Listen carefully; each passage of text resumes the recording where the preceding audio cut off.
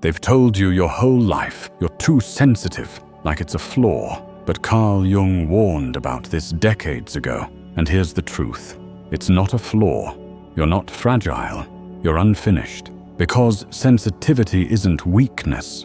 It's a radar that sees what others deny, and if you don't understand it, that radar will turn against you. You've been told your whole life to toughen up, to stop being so dramatic, to let things roll off your back. At first, you tried. You bit your tongue, swallowed your tears, forced yourself to laugh when it wasn't funny. You convinced yourself that maybe you could be like everyone else. But the truth kept breaking through. Every word cut deeper than it should. Every silence felt loaded.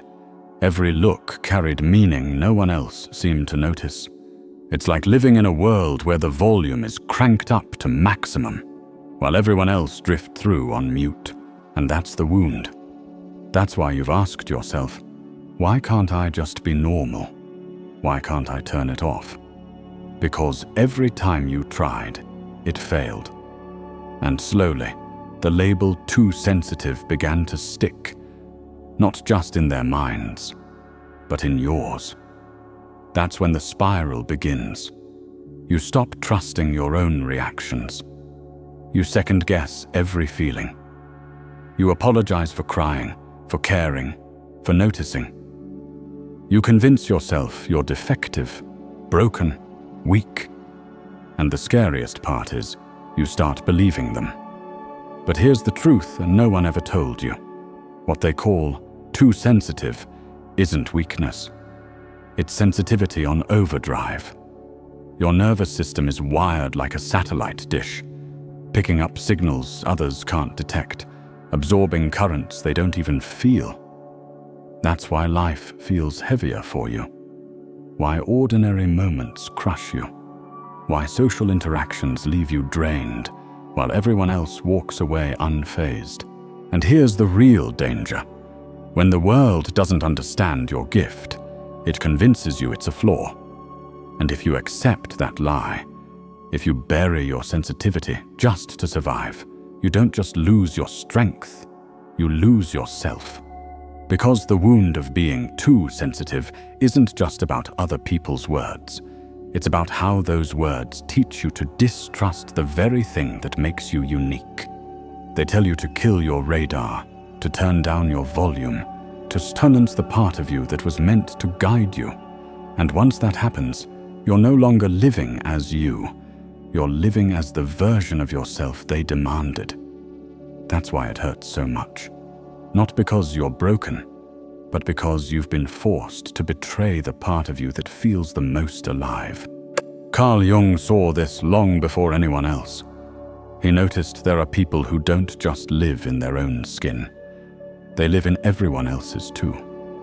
They walk into a room and pick up the currents others can't feel. They sense the mood before a single word is spoken. They carry the weight no one else even notices.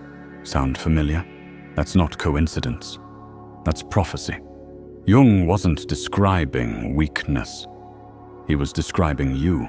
He believed these people are tuned into something bigger, the collective unconscious.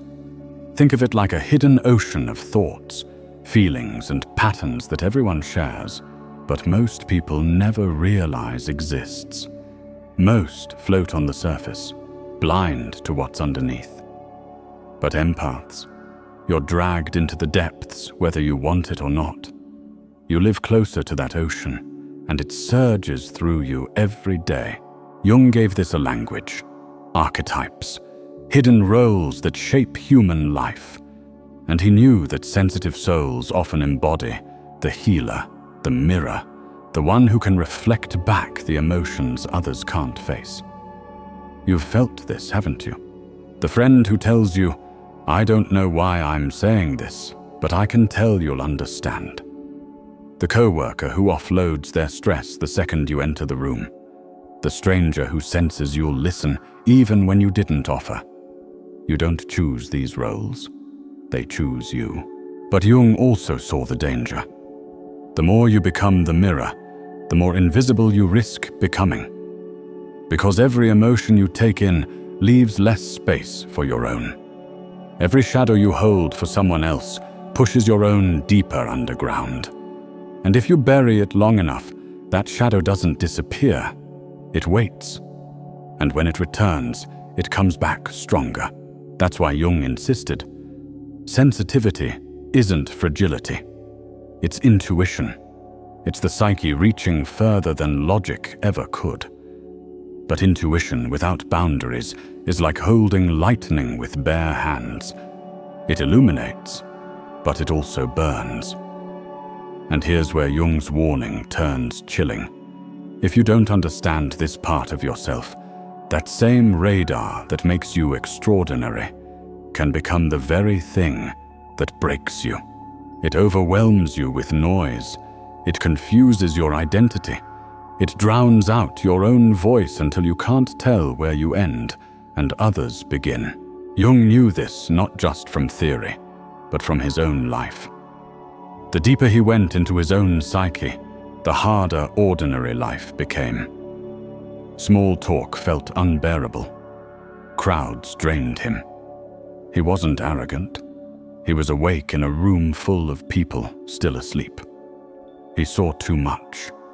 He felt too much. And like every empath, he carried the tension of living in a world that didn't understand what he had become. That's why his words matter now more than ever. Jung wasn't just speaking to patients in his office. He was speaking across time to every sensitive soul who would one day feel broken under the weight of what they carried. To people like you. What the world calls too sensitive, Jung saw as something else entirely. He called it intuition. And in his eyes, intuition wasn't soft. It was one of the deepest forms of human power. Think about what sensitivity actually does. You walk into a room and before anyone speaks, you know. You know who's tense, who's hiding something, who's exhausted behind their smile, who's silently falling apart. While most people take hours, days, or never notice at all, you already have the map in seconds. That's not weakness, that's a radar. Here's the shift.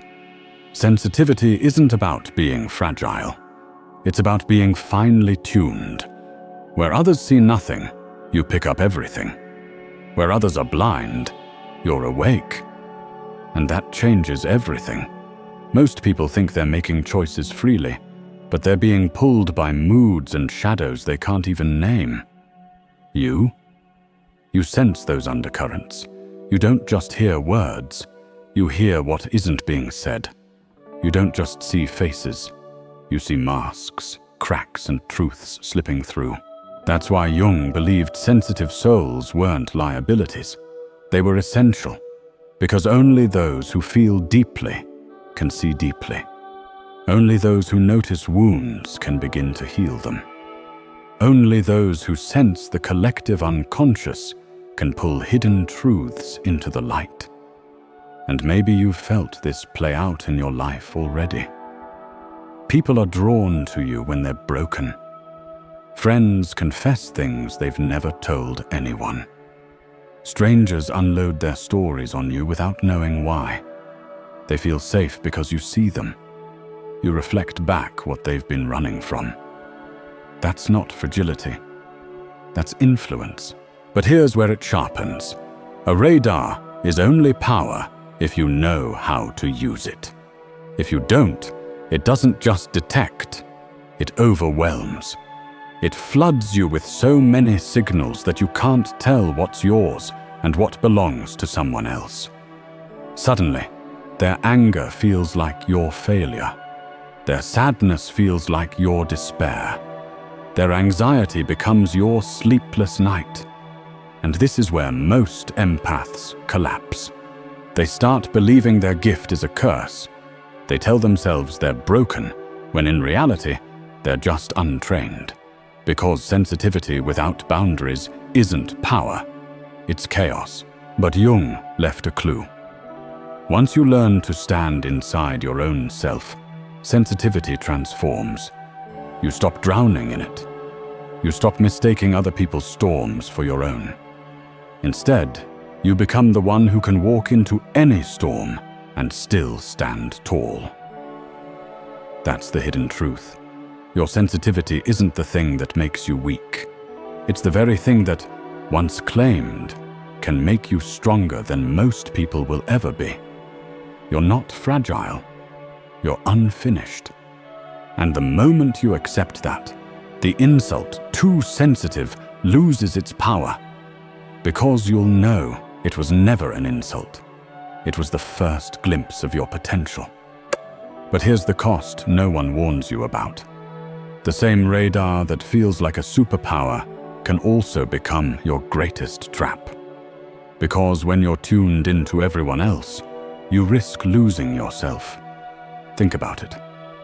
Every emotion you pick up has weight. Someone's anger lingers in your chest like it's your own. Someone's anxiety runs through your nervous system until you can't sleep. Someone's sadness follows you home like a shadow you never asked to carry. Day after day, signal after signal, until you're buried under emotions that don't even belong to you. And here's the cruel twist. The world calls you too sensitive, but never admits how much they lean on you. They hand you their pain, their secrets, their chaos, and walk away lighter. You're the one left heavy. You're the one left exhausted. This is why empaths often feel broken. Not because you're weak, but because you're overloaded. You've been carrying more than one person was ever meant to hold. Jung warned about this. When you absorb what others repress, your own shadow gets buried deeper. And the more you deny your shadow, the louder it claws its way back. That's when sensitivity stops being guidance and starts being torment. You can't tell what's yours and what isn't. You lose track of your own desires, your own voice, your own self. You become a mirror for everyone else, but invisible to yourself. And here's the part most people will never say out loud. This is dangerous. Because when you live like this long enough, burnout isn't just likely, it's inevitable. Emotional overload becomes physical exhaustion, chronic fatigue, anxiety that doesn't make sense, depression that won't lift. It's not weakness, it's the cost of trying to survive with your radar wide open. Jung had a chilling warning. What empowers you can also consume you. If sensitivity isn't integrated, it collapses under its own weight. And that's why this next piece matters more than anything. Before you call your sensitivity a blessing, you need to understand the dark side. So here's the truth. Sensitivity isn't weakness. It's unfinished power. But before you can call it a gift, you have to face its shadow. Because the same radar that makes you extraordinary can also destroy you if you don't learn how to use it. Jung warned that sensitivity, left unguarded, can collapse into burnout, identity loss, even self-betrayal. And that's the part almost no one talks about. If you've ever wondered why your gift sometimes feels like a curse, you need to see what comes next. Watch this, the dark side of being an empath no one talks about.